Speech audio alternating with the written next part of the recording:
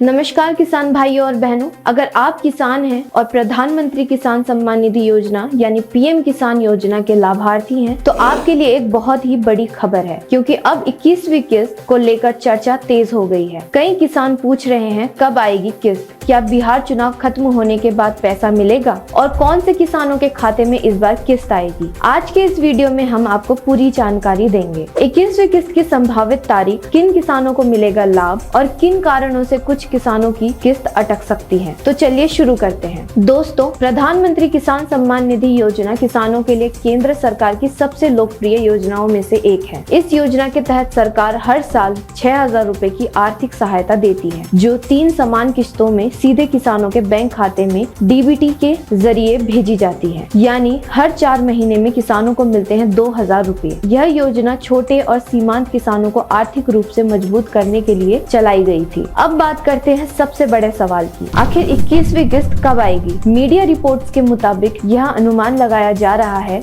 कि बिहार विधानसभा चुनाव समाप्त होने के बाद ही 21वीं किस्त जारी की जा सकती है, क्योंकि बिहार में चुनावी परिणाम 14 नवंबर को आने वाले हैं। इसलिए संभावना है कि किस्त का वितरण उसके बाद ही किया जाए। हालांकि सरकार की ओर से अभी तक कोई आधिकारिक घोषणा नहीं आई है, लेकिन परंपरा यही रही है कि त्योहारों या चुनाव के दौरान किस्तें थोड़ी देर से आती है, ताकि प्रशासनिक क्रियाओं में कोई बाधा ना रहे। तो अगर आप भी लाभार्थी हैं तो नवंबर के दूसरे या तीसरे सप्ताह में आपके खाते की स्थिति जरूर चेक करते रहिए। अब जानते हैं किसे इस बार मिलेगा किस्त का लाभ और किसे नहीं। पीएम किसान योजना का लाभ केवल उन्हीं किसानों को दिया जाता है जो पात्रता की शर्तों को पूरा करते हैं। इनमें वे किसान शामिल हैं जिनके पास 2 हेक्टेयर या उससे कम खेती योग्य जमीन है। अगर किसी ने गलत दस्तावेज या झूठी जानकारी दी है तो उसका आवेदन रद्द किया जा सकता है और उसे किस्त नहीं मिलेगी। इसलिए किसानों को सलाह दी जाती है कि अपने सभी दस्तावेज सही रखें और डेटा को नियमित रूप से अपडेट करें। दोस्तों, ई-केवाईसी करना अब जरूरी है, क्योंकि सरकार यह सुनिश्चित करना चाहती है कि पैसा सही व्यक्ति के खाते में ही जाए। अगर आपने अभी तक ई-केवाईसी नहीं करवाई है तो आपकी किस्त रुक सकती है। आप pmkisan.gov.in पर जाकर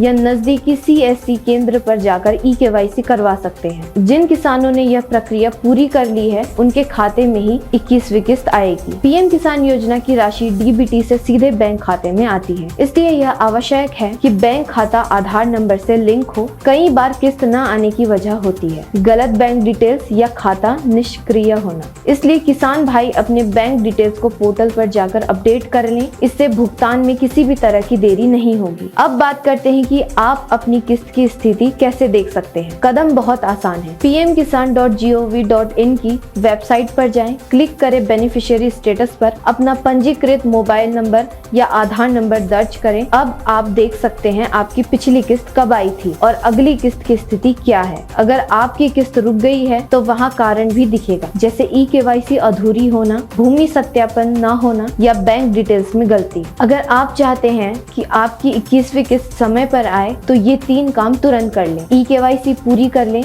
भूमि सत्यापन की स्थिति चेक करें, बैंक अकाउंट और आधार लिंक सुनिश्चित करें, साथ ही पीएम किसान पोर्टल पर समय समय पर जाकर अपनी जानकारी अपडेट करते रहें। तो दोस्तों, उम्मीद है कि बिहार चुनाव के बाद नवंबर के अंत तक 21वीं किस्त जारी कर दी जाएगी। अगर आप चाहते हैं कि ऐसे ही महत्वपूर्ण सरकारी योजनाओं की सटीक और ताज़ा जानकारी आपको मिलती रहे तो हमारे चैनल को सब्सक्राइब करें, लाइक करें और शेयर करें। धन्यवाद।